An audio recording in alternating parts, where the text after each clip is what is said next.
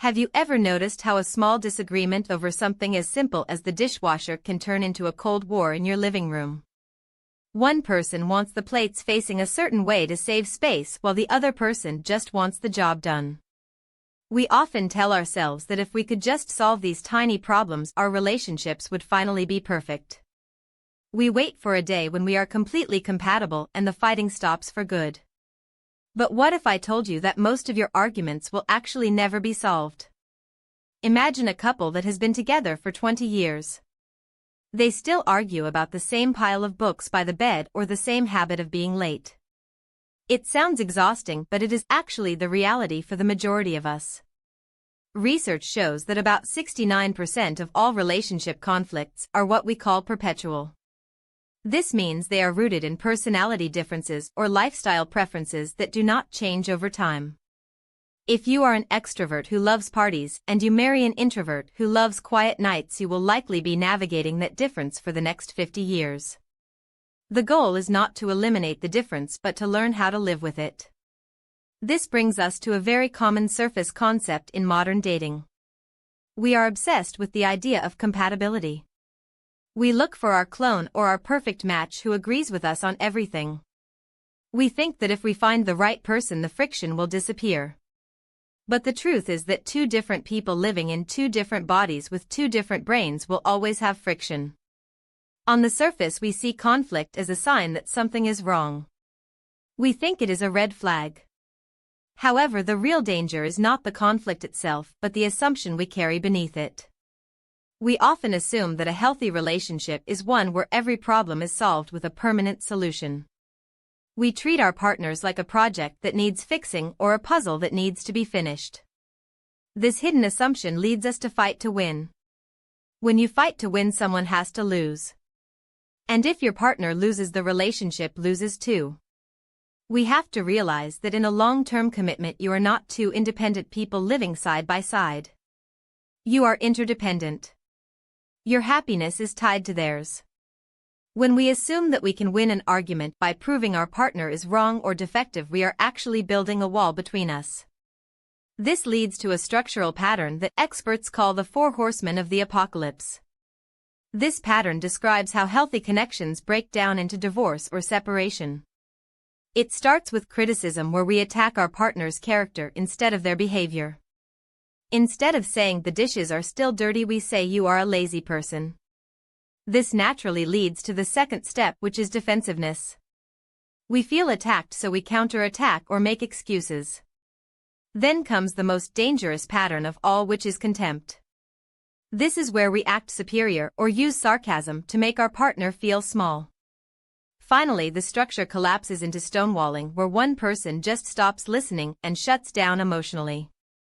This structure is very common in what researchers call disaster relationships.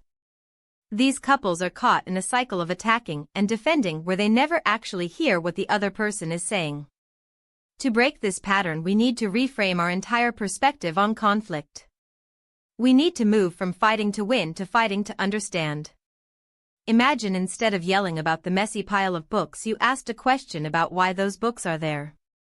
Maybe those books represent a dream of learning or a sense of comfort from a person's childhood. When we reframe conflict as a way to reach a deeper understanding of our partner, the whole energy of the room changes. We stop seeing our partner as an enemy and start seeing them as a mysterious person we are still getting to know. This perspective allows for something called temporary compromise. You might not agree on how many books should be by the bed, but you can agree to move them once a month so nobody trips. It is not a permanent fix, but it is a way to maintain connection. This reframing is especially important when we consider that about 90% of our current problems are actually rooted in things that happened before we even met our partner. Our values and our fears often come from our childhood or our background history. When we argue about money or sex or how to raise children, we are often arguing about deep dreams and ethics that were formed long ago. Applying this to our daily lives requires a lot of practice and patience. It is like learning to play an instrument or strengthening a muscle. We have to catch ourselves when we start to use criticism or contempt. One practical tool is the use of deep questions. Instead of demanding a change, try asking your partner why a certain issue is so important to them. Ask what their ideal dream would look like if they could have the world exactly as they wanted it. This doesn't mean you have to give them everything they want, but it means you are validating their feelings. Even a simple no to sex can be handled in a way that keeps the connection alive. Instead of just stopping the interaction, we can ask, what are you in the mood for? Maybe it is just a walk or a movie. The point is to keep the conversation going rather than ending it with a wall of rejection. This is how we exercise the muscle of the relationship. It is an ongoing effort to stay curious. We often think that once we get married or stay together for a decade we have talked about everything. But every marriage is a cross-cultural experience. Even if you come from the same racial group or the same part of the country, you were raised in different families with different ways of creating meaning. In the United States, for example, recent data shows that interracial marriages have grown to about 17% of all new unions. However, even in intraracial couples, the differences in family culture can be just as vast. One family might value extreme privacy while another values loud, open communication. Statistics show that couples who spend at least 5 hours a week having intentional conversations about their lives are significantly more likely to stay together. These conversations are not about the schedule or the chores. They are about life purpose and individual dreams. Why are you giving your energy to the world today? What makes you feel alive? These profound questions are the fuel that keeps a long-term relationship from becoming boring or stagnant. We have to reject the myth that compatibility is something you find. Compatibility is something you manufacture through thousands of tiny interactions and compromises. It is found in the way you listen when your partner says we need to talk. It is found in the notebook you keep to write down their points so you stay calm. It is found in the gratitude you feel every morning just for waking up next to them. Life is incredibly precious and short. We never know how much time we have left with the people we love. This sense of urgency should push us to never take our partners for granted. Every day is an opportunity to practice being a better human.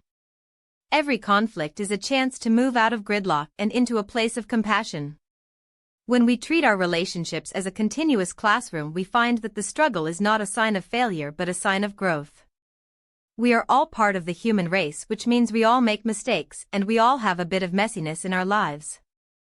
The goal is to recover from those mistakes and keep moving forward together. By choosing to prioritize the connection over being right, we build a foundation that can survive any storm. It is a slow and beautiful process of two people helping each other become the best versions of themselves.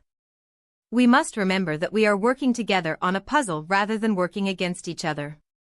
This mindset shift turns the repetitive arguments of our lives into opportunities for intimacy.